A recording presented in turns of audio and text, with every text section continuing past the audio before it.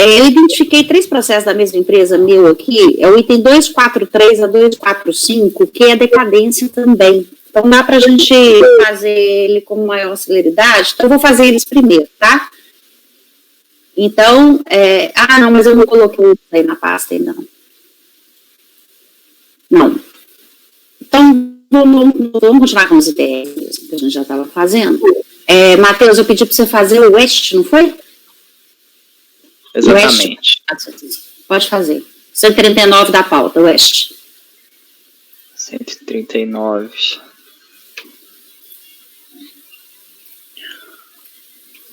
Item 139, West Participações. Trata de TR, exercício 2004. Contra a interessada foi lavrada a notificação de lançamento e respectivos demonstrativos de folha 1 a 4, por meio do qual se exigiu o pagamento do ITR, exercício 2004, acrescido de juros e multa de ofício, totalizando o crédito tributário relativo ao imóvel rural com área total X, localizado no município de Chapada dos Guimarães. Constou da descrição dos fatos, enquadramento legal, aceitação da fundamentação legal que amparou o lançamento e as seguintes informações em suma: que após ser regularmente intimado, a contribuinte não atendeu a intimação para comprovação da isenção da área declarada a título de preservação permanente e não comprovou, por meio de laudo de avaliação do imóvel, o valor da terra nua declarado, sendo esse alterado para o valor apurado com base no CIPT. Instruir o lançamento dos documentos de folhas 5 a 8, o contribuinte apresentou impugnação por via postal em 30 de 1 de 2007, onde argumentou em suma o que segue, que eu transcrevo as alegações tecidas na impugnação. Em nova impugnação apresentada em 20 de 12 de 2007, a interessada apresentou os seguintes argumentos, os quais eu também apresento o resumo. Em seguida, sobreveio o julgamento proferido pela DRJ, por meio do acordo de folha 65 e seguintes, cujo dispositivo considerou o lançamento procedente com a manutenção do crédito tributário exigido. Aqui eu transcrevo a ementa do julgado. A contribuinte, por sua vez, inconformada com a decisão prolatada, interpôs recurso voluntário, repisando em grande parte os argumentos apresentados em sua impugnação, além de tecer comentário sobre o acórdão recorrido. Em seguida, os autos foram remetidos a este Conselho para apreciação e julgamento do recurso voluntário. Pois bem, passando ao voto, o juízo de admissibilidade, o recurso ele é tempestivo e atende aos requisitos previstos no decreto 70.235, portanto, dele tomo conhecimento. Preliminarmente, a recorrente alega nulidade do lançamento em razão de ausência de emissão prévia de mandado de procedimento de fiscalização. Também alega ofensa ao artigo 142 do CTN, artigos 10 e 11 do decreto, por entender que os dispositivos legais mencionados não contêm de forma clara e precisa a discriminação da infração, as circunstâncias em que ela foi praticada e nem a penalidade aplicável. Afirma ainda que não foi apresentado demonstrativo acerca da forma de cálculo do valor total do imóvel apurado, nem da alíquota aplicada, tornando impossível a recorrente averiguar se tais informações estão corretas ou não. Contudo, entendo que não assiste em razão a recorrente, a começar a ausência do mandado de procedimento fiscal, não tem um condão de culminar na nulidade do lançamento tributário, estipulado pelo artigo 142 do CTN, que se constitui em ato obrigatório e vinculado sob pena de responsabilidade funcional por parte do agente fiscal. Somente na hipótese de o contribuinte provar que a presença do vício ocasionou prejuízo em sua defesa, é que eventualmente tais vícios poderão acarretar nulidade do crédito tributário, não sendo essa a hipótese dos autos. Ademais, conforme bem pontuado pela decisão de piso, o lançamento em questão resultou de procedimento interno de análise da declaração de ITR entregue pelo contribuinte e não procedimento externo de diligência, situação em que não é exigido mandado de procedimento fiscal, conforme os termos da portaria. A propósito, já está simulado no nome deste Conselho, entendimento segundo o qual o lançamento de ofício pode ser realizado, inclusive, sem prévia intimação ao sujeito passivo, nos casos em que o físico dispuser de elementos suficientes à constituição do crédito tributário, súmula CARF 46. Nesse sentido, destaca a oportunidade de manifestação do contribuinte, ela não cesare na etapa anterior à efetização do lançamento, e se estendendo para outra fase, a fase litigiosa, na qual o autuado possui as oportunidades para apresentar suas manifestações. Ao contrário do que é arguido pela recorrente, vislumbra que o auto administrativo foi motivado, convencimento fiscal está claro, lançamento seguiu todos os passos para sua correta formação, conforme determina o artigo 142 do CTN. A meu ver, a decisão de piso se manifestou com acerto acerca da questão posta, motivo pelo qual reforço o presente entendimento com os seguintes excertos do acordo da DRJ, aqui eu transcrevo. Entendo que não há nenhum vício que macule o presente lançamento. Não foi constatada violação ao devido processo legal e ampla defesa, havendo descrição dos fatos e dos dispositivos infringidos da multa aplicada. Não se encontram motivos para se determinar a nulidade do lançamento.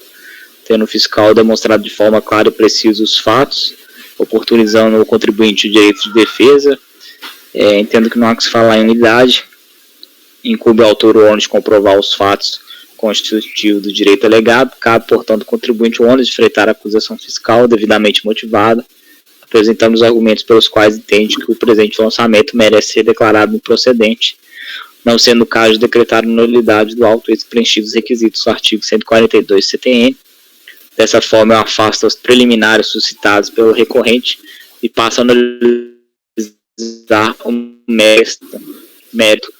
Antes de aprofundar no mérito da questão posta, é preciso esclarecer que a controvérsia recursal diz respeito aos seguintes pontos. Primeiro, reconhecimento da isenção da área de preservação permanente declarada. Segundo, subsidiariamente, o reconhecimento de que a área de preservação permanente ao longo dos rios e cursos da água que compõem a área declarada deve ser considerada como área de preservação permanente. Terceiro, alteração do VTN apurado pela fiscalização. Quarto, inconstitucionalidade da progressividade das alíquotas do ITR.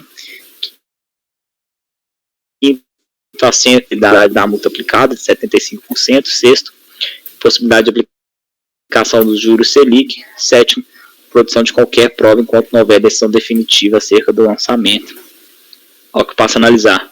Primeiro, área de preservação permanente, em seu recurso o contribuinte mantém sua linha de defesa, arguindo inicialmente que a legislação não prevê qualquer condição restritiva para que os contribuintes façam jus ao benefício da isenção do tributo sobre as áreas de preservação permanente. Alega ainda que, caso persistissem dúvidas a respeito da existência da área de preservação permanente informada, a fiscalização teria promover diligências no sentido de checar a veracidade das informações. E ainda apontou, além do ato declaratório ambiental não ser obrigatório, caberia ao fisco a prova no sentido de que a declaração prestada pelo contribuinte é falsa. Pois bem, aqui eu trago uma lição acerca da legislação, no sentido de que o ITR está sujeito ao lançamento por homologação. A bem da verdade, não há necessidade de comprovação das informações utilizadas para a apuração do imposto, seja na data de ocorrência do fato gerador do tributo, ou na apresentação da DITR, pagamento do tributo, ou mesmo previamente essas datas. Contudo, atribui-se ao contribuinte a responsabilidade pela correta apuração do imposto. No procedimento de fiscalização, foi solicitado ao contribuinte que apresentasse laudo técnico com identificação do imóvel através de memorial descritivo e indicação das áreas de preservação permanente nele existentes, além de certidão do órgão público competente no caso de existência de áreas enquadradas no artigo 3º da lei citada e cópia do ADA apresentado ao IBAMA, tendo sido glosado as áreas assim declaradas por falta de comprovação. Aqui eu explico que, conforme nos votos anteriores, o posicionamento que eu já adoto, que acerca das áreas de preservação permanente e reserva legal, inclusive, o Poder Judiciário já consolidou o entendimento no sentido de que, em relação aos fatos geradores anteriores à Lei 12.651 de 2012, é desnecessária a apresentação do ADA. Há também entendimento da Procuradoria-Geral da Fazenda Nacional. No caso em questão, conforme bem pontuado pela decisão de piso, sequer foi apresentado laudo técnico que discriminasse as áreas de preservação permanente supostamente existentes no imóvel. Não é possível sequer acolher o pedido da contribuinte para afastar a tributação sobre as áreas dessa natureza existente ao longo dos rios, vez que, além de não ter fornecido a dimensão das áreas do imóvel que se enquadrariam nessa situação, não há prova nenhuma de que o imóvel em questão estaria localizado próximo a rios. Dessa forma, os argumentos apresentados pelo contribuinte, acompanhados de provas, não têm condão de reverter a conduta relatada nos autos, nem de eximi-la da obrigação legal. Destaque que o autor onde comprovar os fatos alegados. Compete ao sujeito passivo ônus de comprovar a isenção das áreas declaradas. Nesse sentido, não cabe ao fisco, neste caso, obter a prova da existência da área declarada, mas sim a recorrente apresentar os documentos comprobatórios solicitados pela fiscalização. Destaque a conversão do julgamento em diligência para a Receita Federal não serve para suprir ônus do próprio que pertence ao próprio contribuinte, dispensando de comprovar suas alegações. Dessa forma, como o contribuinte não apresentou documentação solicitada pela fiscalização, reputo como correta a glosa da área declarada como de preservação permanente por falta de comprovação. Do valor da terra nua, apurado pela fiscalização. Aqui eu transcrevo lições acerca da legislação, de que o VTN considerado para o lançamento ele pode ser revisto, desde que haja laudo técnico, devidamente qualificado. O VTN ele vai refletir o preço de mercado de terras apurado em 1º de janeiro do ano do corrente fato gerador, e será considerada a autoavaliação da terra nua preço de mercado, conforme bem pontuado pela DRJ. No caso, a contribuinte alegou que o VTN apurado pela fiscalização estaria em desacordo com a realidade da região em que se localiza o imóvel, e solicitou sua redução para adequá-lo ao valor de mercado ali praticado, porém, não apresentou laudo técnico ou qualquer comprovação suficiente que justifique a revisão do VTN considerado no lançamento, e nem sequer discriminou o valor que entende ser o correto. Para a revisão dos valores habitados pela fiscalização, cabia interessado carrear os autos do lado técnico, emitido por profissional, e demonstrasse que não houve subavaliação do valor declarado. Em síntese, o sujeito passivo não desincumbiu do ônus da prova do valor da terra nua da propriedade em questão, e na falta de peça técnica adequada deve ser mantida a avaliação fiscal. Com isso, verifique que o crédito tributário foi apurado conforme a previsão legal. Ante o exposto, entendo que a decisão recorrida não merece reparos. Da alegação de inconstitucionalidade da progressividade das alíquotas do ITR, aqui eu estou trazendo a súmula CARF 2, no sentido de que o CARF não é competente para se pronunciar sobre a inconstitucionalidade da lei tributária. Há também a alegação acerca da ausência de razoabilidade e proporcionalidade da multa aplicada, de 75%. Eu aqui esclareço que a responsabilidade por infrações de legislação tributária via de regra independe da intenção do agente ou do responsável, e tampouco da efetividade, natureza e extensão dos efeitos do ato comissivo ou omissivo praticado a teor do preceito contido no artigo 136 do CTN. Ademais, a multa de ofício aplicada pela fiscalização pune precisamente os atos que, muito embora não tenham sido praticados dolosamente pelo contribuinte, ainda assim tipificam infrações cuja responsabilidade é de natureza objetiva, enquanto definidos nos termos do artigo 44, inciso 1º da Lei 9.430. Sobre as alegações de confisca, que eu transcrevo novamente a súmula CARF 2, no sentido de que o CARF não é competente para se pronunciar sobre inconstitucionalidade. Também acerca da taxa de juros com base na Selic, aqui eu estou transcrevendo também a súmula CARF 4, que permite a utilização da taxa Selic para utilizações e correções dos débitos, matéria já pacificada. Por fim, pedido de produção de todos os meios de prova, inclusive juntado de novos documentos. Estou trazendo aqui os artigos 15 e 16 do decreto 70235, que são expressos em relação ao momento em que as alegações do recorrente, devidamente acompanhados especificamente de elementos de prova, devem ser apresentadas. Portanto, não cabe ao recorrente se valer de pedido para apresentar provas não trazidas aos autos no momento oportuno, quando esse ônus lhe cabia, por ter operado sua preclusão. Ante o exposto, voto por conhecer do recurso voluntário para rejeitar as preliminares e, no mérito, negar-lhe provimento.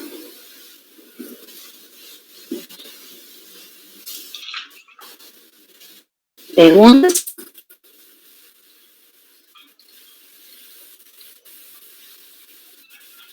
Não?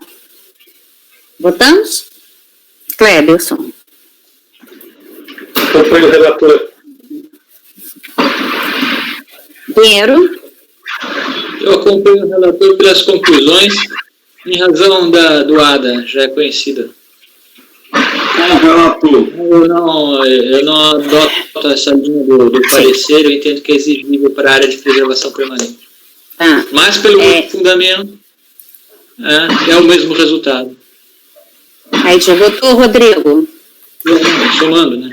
As conclusões. André? André? Acompanho o relator. Eu também. Ok. Os outros são iguais? Sim, deixa eu só passar um a um. Mas são, sim. Então, presidente, tem preliminares, né? Apenas para não... Eu vou proclamar o voto. A pessoa está terminando de escrever. Tá ótimo. O voto, então, do processo 139, acordo do escojado, por unanimidade de votos, rejeitar as preliminares e, no mérito, negar provimento ao recurso voluntário. Votaram pelas conclusões, conselheiros Pinheiro Rodrigo. Processo julgado hoje à tarde. Rodrigo, o microfone.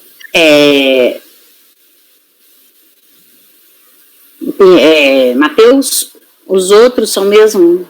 O 140 é igual. Uhum.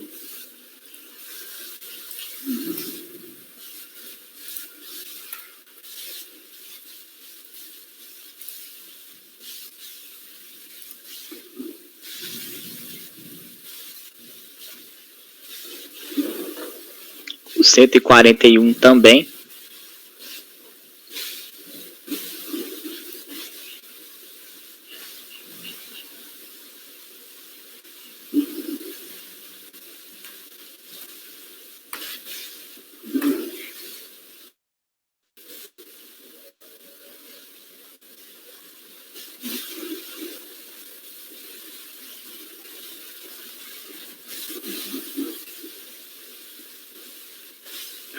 E o 142 também, presidente.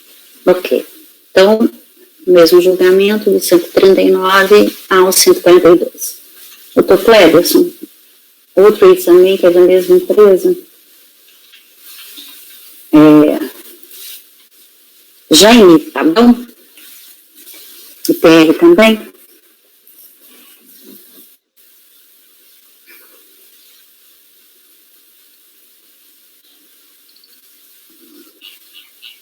E tem 128 da pauta.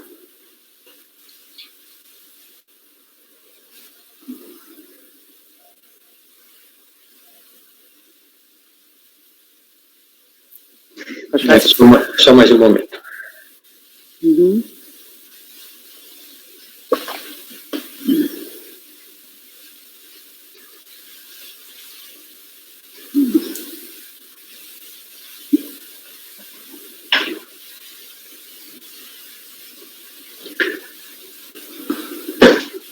O item 128, recorrente Jaime Tadão Maruyama.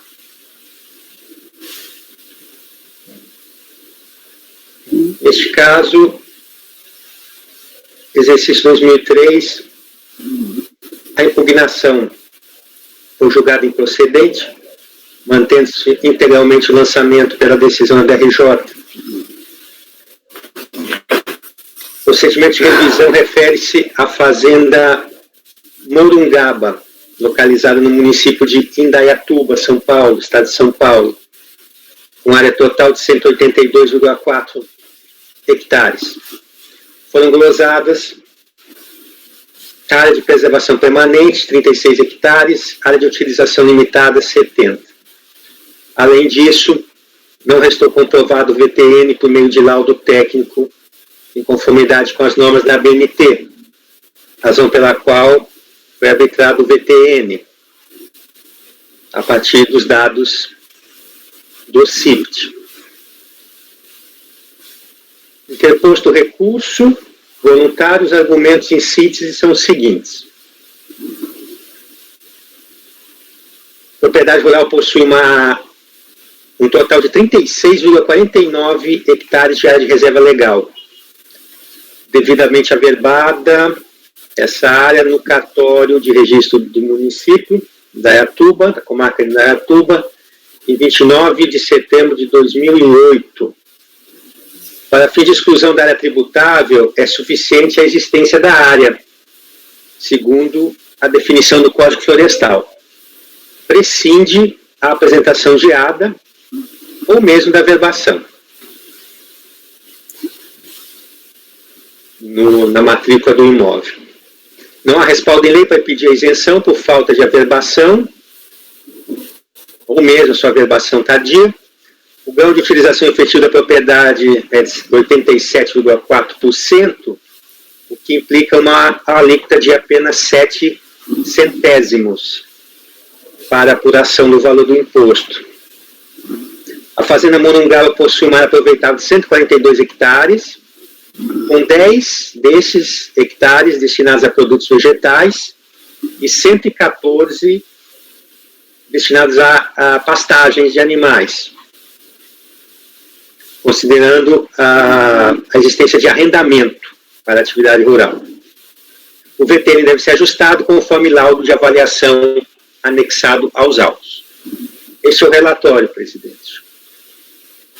Passando ao voto, eu conheço do recurso, porque satisfeitos os requisitos de admissibilidade. Não há questões preliminares, ao menos assim tratei, todas de mérito, concentradas no mérito.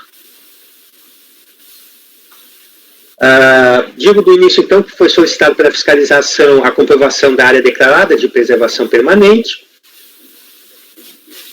comprovação também da área de utilização limitada e, por último, a comprovação do valor da terra nua declarada. Naquele momento, como admite o recorrente, ele não possuía os documentos pertinentes à comprovação dos fatos, daí nada apresentou à fiscalização, o que deu ensejo ao lançamento fiscal. Exatamente isso que relata a notificação. No contencioso, o contribuinte pleiteia a exclusão da área de reserva legal de preservação permanente de 36,4 hectares, bem como a aceitação de áreas arrendadas para a composição do grau de utilização do imóvel. Aí eu trago aqui no voto um resumo de como seria a distribuição dessas áreas no imóvel rural, de acordo com o pedido, a exposição do contribuinte. Veja então que há áreas de produtos vegetais, pastagens, atividade rural, além das áreas de interesse ambiental, que no caso seria a área de preservação permanente, 36,4.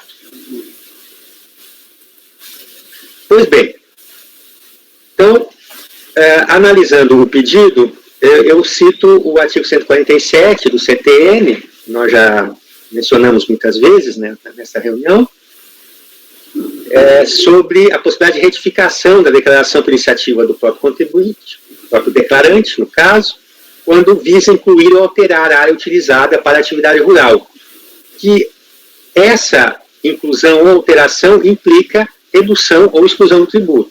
Isso é admitido, desde comprovado o erro e antes de notificado o lançamento. No presente caso, o declarante informou unicamente a existência de áreas de pastagem de 72,4 hectares, o que restou mantido.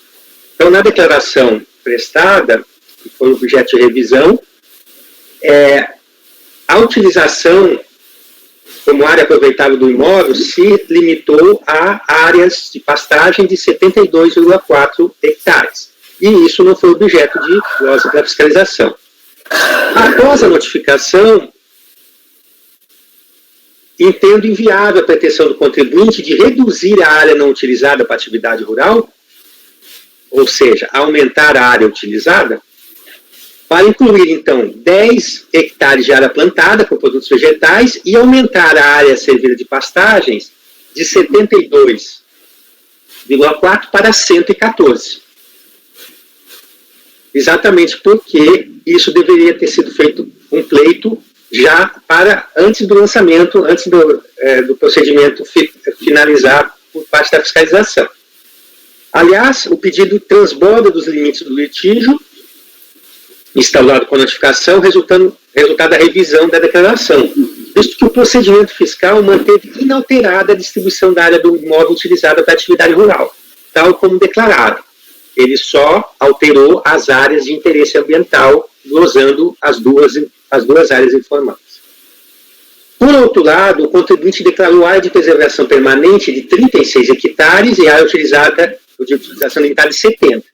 Então, somadas as áreas de interesse ambiental, de proteção ambiental, elas equivalem a 106 hectares. Afirma, entretanto, que as áreas de interesse ambiental, as quais devem ser excluídas da área tributável, corresponde então somente a 36,4. Malgrado a alusão que faz o recurso voluntário sobre a existência de 36,4 hectares como área de preservação permanente, efetivamente os autos estão desprovidos da prova do seu enquadramento nessa condição, de acordo com o Código Florestal vigente à época, instituído pela Lei 4.771. Pelo contrário, a documentação carregada ao processo administrativo pelo recorrente aponta com clareza que se trataria de uma área de reserva legal, denominada de reserva de área verde, que corresponderia a 20% da área total do imóvel. Cito sempre as páginas para eventual consulta ao processo. E para a melhor análise dos fatos, eu reproduzo a averbação feita na matrícula rural, páginas folha 199 do e-processo, que correspondem a os 36 hectares.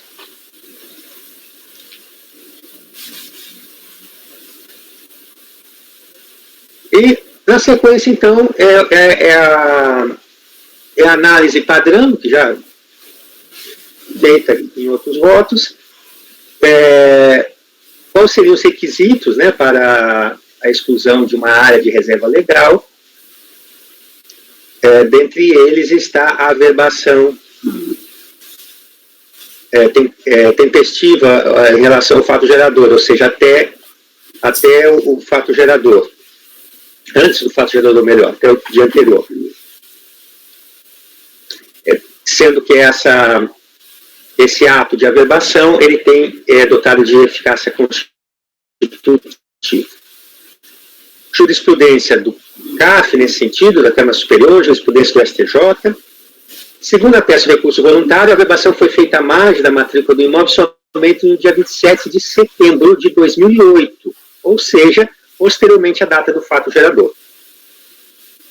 Inclusive, posterior à própria ciência da notificação do lançamento.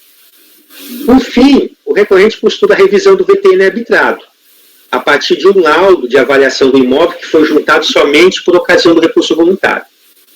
Contudo, digo nessa matéria que se encontra preclusa a possibilidade de revisão do VTN, já que não houve a expressa impugnação.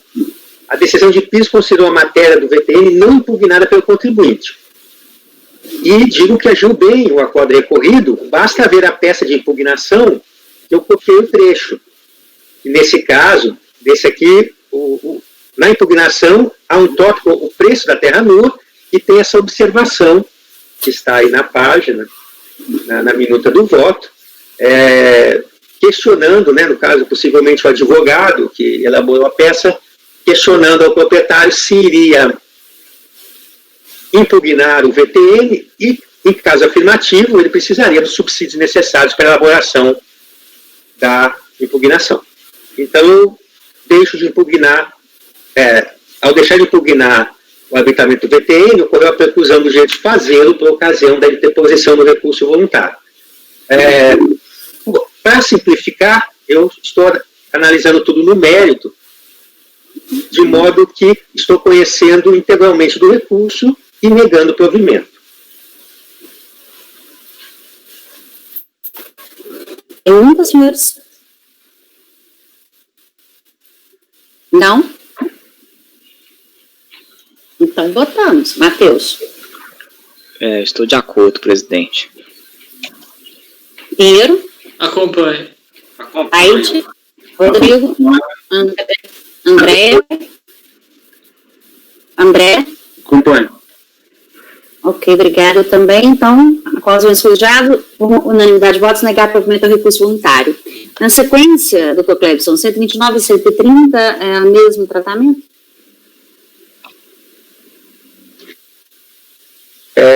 Sim, presidente. Os 129 e 130 são iguais, o que altera é apenas o exercício. Ok, então o mesmo resultado. Mas o resultado é o mesmo, os argumentos são o mesmo, nada de relevante que possa alterar o entendimento do colegiado. Ótimo. Então, esses 3 também já foram. O outro também seu. Eu estou deixando claro que eu estou saltando os processos do Dr. Pinheiro por causa da dificuldade dele no acesso. Então, agora a gente vai... Presidente. Presidente. O meu celular agora, ele está estável. Se quiser tentar fazer os meus... Vamos dar um tempo. Depois, se você internet, pode acessar problema. Tem isso. Ok. No celular tá dando delay, o áudio está custando a chegar. Tá? Vilas Boas, participações, item 145 da pauta.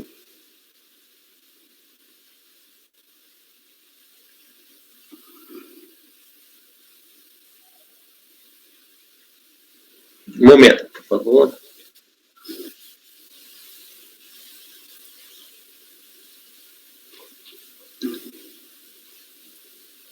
Vocês podem salvar aquele meu que eu falei, tá lá na pasta T, né? O item 145, recorrente Vilas Boas Participações, Sociedade Anônima.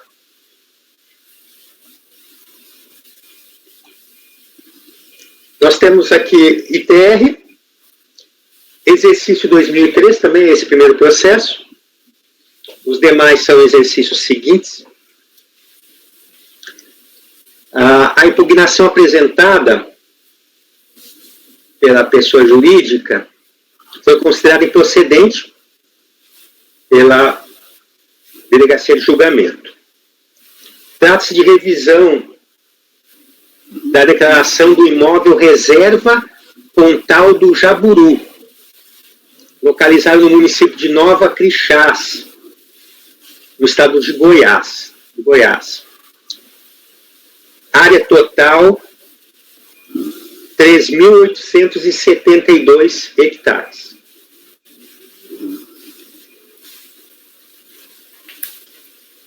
Foi glosada a área de preservação permanente de 3.678 hectares.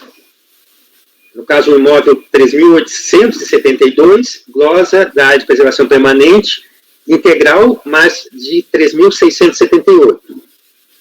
E o valor da terra nua, o contribuinte não comprovou mediante laudo de avaliação, segundo as normas da BNT, o valor atribuído. Observem que o valor foi baixo, R$ 2,58 por hectare, e o agente lançador considerou o valor de R$ 279,17, com base no CIP, extraído do CIP. Os argumentos do recurso voluntário são os seguintes. A propriedade rural, ela é uma reserva particular do patrimônio natural, com áreas de preservação permanente e coberta com vegetação nativa primária e secundária, que são impeditivas ao exercício de atividades agrícolas, vegetais ou extrativistas. O governo federal, por intermédio do IBAMA, reconheceu parte do imóvel como reserva particular do patrimônio natural, equivalente a uma área de 2.904 hectares, conforme portaria IBAMA número 38 do ano de 2000, com a averbação dessa área de proteção ambiental no cartório de registro de imóveis. De acordo com o laudo agronômico que está anexado ao processo, o imóvel possui 3.872 hectares, assim distribuídos. 2.904 é relativo a essa reserva particular, que acabei de mencionar. 966 hectares são áreas de reserva permanente, localizada fora da área de reserva particular, ou seja, não há sobreposição.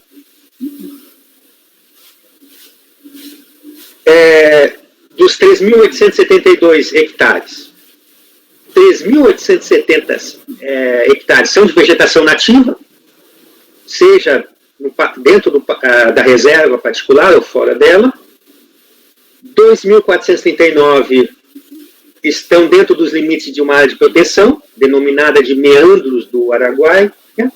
E 2 hectares de área em que há presença de benfeitorias. Então, 0 hectares de área tributável. Isso afirma o recurso voluntário. As áreas de preservação permanente e a reserva particular não são aproveitáveis para atividade rural, portanto, fora do campo de incidência tributária. Para fins de exclusão, o ADA é prescindível, exclusão dessas áreas. Na hipótese de dúvidas, o contribuinte recorrente, a recorrente, solicita perícia no local, com o propósito de avaliar a destinação do imóvel e as informações que ele presta, aqui no recurso. E, por fim, todos os atos processuais pede o patrono para que seja comunicado, endereçados ao endereço, sejam encaminhados ao endereço dele. Este é o relatório. Passo agora para o voto, então. Então, está sendo julgado nessa mesma sessão os 4 processos. Na sequência, o item 145, 6, 7 e 8, relativos ao exercício 2003 a 2006. Eu deixo de primeira instância que bem resume as principais questões controvertidas do processo. Então, área de preservação permanente, utilização limitada e reserva patrimônio. Então, o que disse a DRJ? Da análise das peças do presente processo, verifica-se que a glosa da área declarada como de preservação permanente ocorreu por falta de apresentação dos documentos exigidos pela fiscalização, quais sejam eles ADA, requerido dentro do prazo não. No caso, só um documento, só o ADA. No caso, a requerente argumenta que errou ao preencher a declaração, pois juntou as áreas ambientais existentes no imóvel e as declarou como sendo de preservação permanente. Contudo, ela pretende que haja uma retificação por erro de fato, onde 966 hectares seriam de preservação permanente e os 2.904 de pertencentes à reserva particular, o que totaliza 3.870. E aí sobra os 2 hectares ocupados por benfeitorias, que somados corresponde à área total do imóvel. Não vou ler o resto, porque acredito que já é possível a compreensão dos pontos controvertidos com essa primeira parte. Como se observa, a matéria de fundo está relacionada à comprovação da protocolização em tempo hábil do ADA. Antes disso, é necessário analisar o pedido de retificação da declaração de ITR, apresentado pelo contribuinte. O interessado declarou uma área de preservação permanente de 3.678 hectares e foi integralmente glosada pela fiscalização. Contudo, alega equívoco. O correto seria 2.904 como reserva particular do patrimônio natural e 966 como área de preservação permanente. Remeto novamente ao artigo 147 do CTN sobre a possibilidade de retificação da declaração por iniciativa do declarante, quando isso implique incluir ou alterar a área de proteção ambiental com a finalidade de reduzir ou excluir o tributo. É o caso aqui, porque pretende o contribuinte que a sua declaração das áreas de preservação permanente, de proteção ambiental, que inicialmente correspondia a uma preservação permanente de 3.678, agora o correto seria 2.904 da reserva e 966 da área de preservação permanente. Se nós somarmos essas 2 áreas, dá 3.870. É maior dos 3.678, inicialmente da área de preservação permanente. Então, eu digo que o pleito do contribuinte, do recorrente, que não foi esse apresentado no momento lá da fiscalização, assim entendi, ele não pode ser acatado para aumentar a área total de proteção ambiental. as áreas que não são tributáveis. No máximo, ele pode chegar a 3.678, que é a área inicialmente declarada. E a reclassificação dessas áreas, como eu já manifestei em outros processos, não vejo problema, desde que limitada aos 3.678 hectares. Esse é o raciocínio.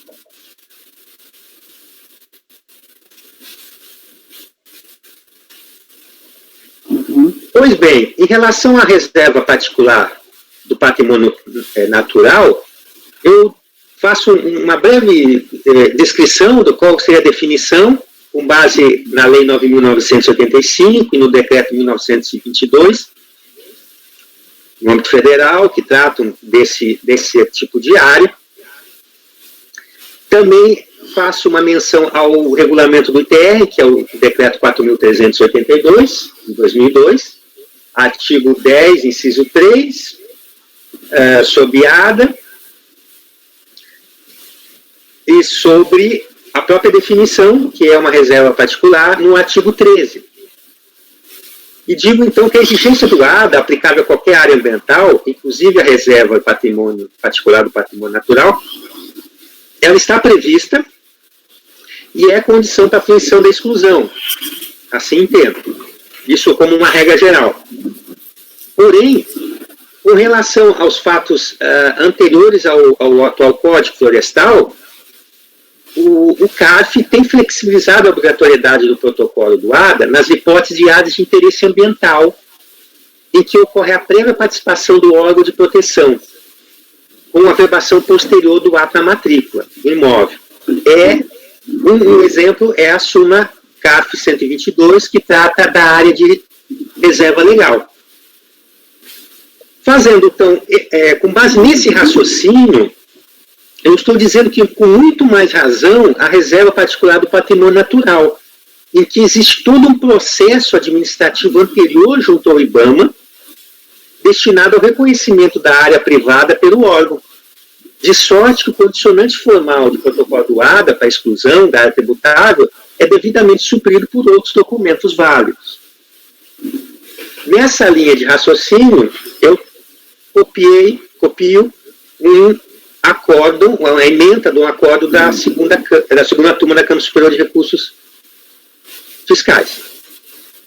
Nesse caso, todo o processo foi feito junto ao IBAMA, previamente, e por meio da portaria 38, de 26 de junho de 2000, publicada no Diário Oficial, foi reconhecida a área de reserva, essa área como reserva particular do patrimônio natural, Fazenda Pontal do Jaburu, com 2.904 hectares. Na sequência, foi providenciado, no mês seguinte, 12 de julho de 2000, foi providenciada a verbação.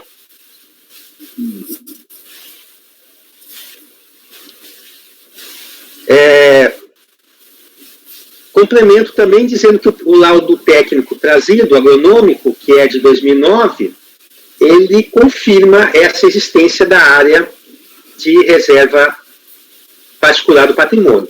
Então, eu estou restabelecendo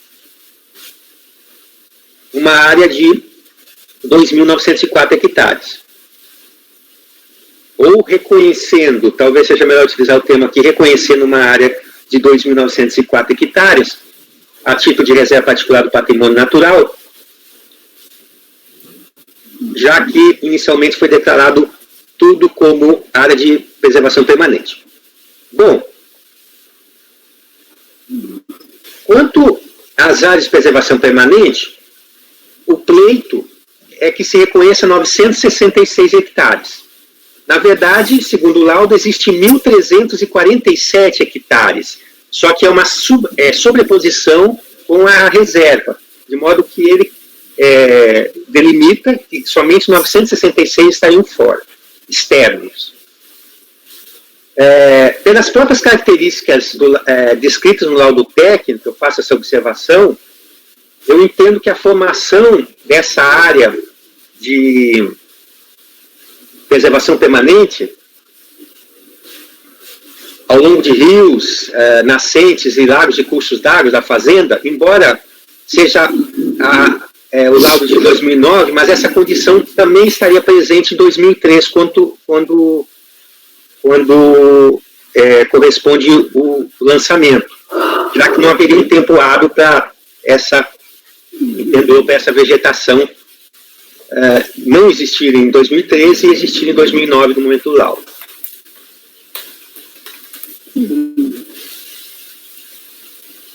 Falo aqui agora especificamente sobre a questão do ADA, que, com base no parecer da PGFN 1329, é dispensável para as áreas de preservação permanente, mantendo dessa forma a coerência com a conduta que seria adotada pela própria Fazenda Pública por meio da PGFN, caso o interessado optasse por levar essa questão da exigência do ADA ou não ao Poder Judiciário.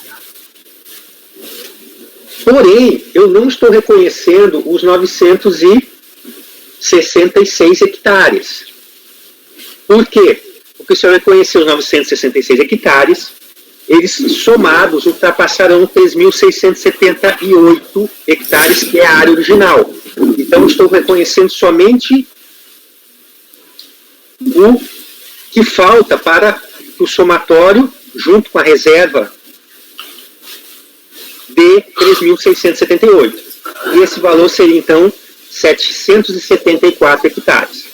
774 hectares de área de preservação permanente, mais 2.904 hectares de reserva particular do patrimônio natural, o somatório equivale a 3.678, que é exatamente o valor glosado pela fiscalização,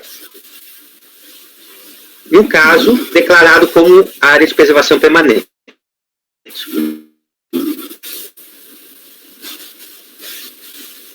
O pedido de perícia deve ser indeferido porque é desnecessário. A prova dos autos é eminentemente documental.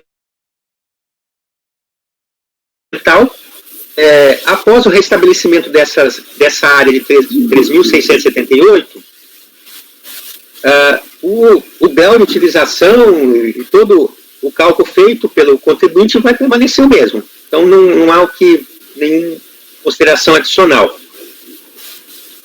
Quanto ao VTN arbitrado, a matéria é matéria não impugnada. E, além disso, o contribuinte não apresentou laudo com os padrões da BNT. Por último, súmula 110 do CAF diz que é incabível a intimação dirigida ao interesse do advogado. Desse modo, então, eu conheço do recurso e dou-lhe parcial provimento. Parcial provimento porque o contribuinte queria uma área de proteção ambiental maior. Parcial provimento para restabelecer a área de 3.678, a título de área de preservação permanente e de reserva particular do patrimônio natural. Ok. Esse é o ponto. Perguntas?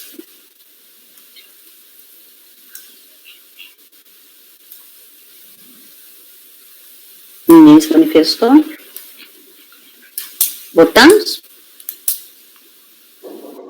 Matheus. De acordo. Pinheiro.